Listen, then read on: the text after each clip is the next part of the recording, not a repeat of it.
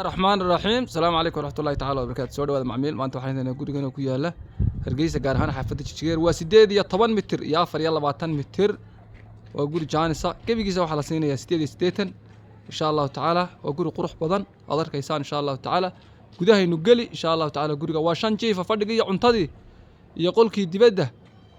ilaa 5 gaari gal uu leeyahay soo dhawaada macmiil waa ka gudahaynu gali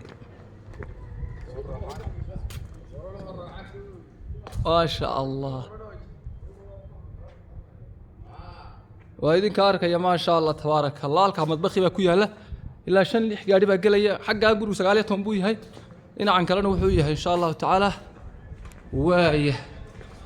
ما شاء الله تبارك الله ما شاء الله تبارك الله وكان waaye kan waa qol ما شاء الله كاننا وأقول كيف فردقوا رنتي أوي ما شاء الله بخار هدور يطون متر أو سكوير وي guriga daaradiisa oo idinka arkay intay leegtahay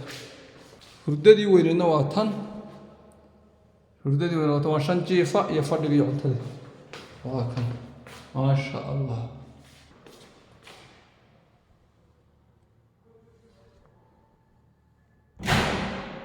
كان واقل كان واقل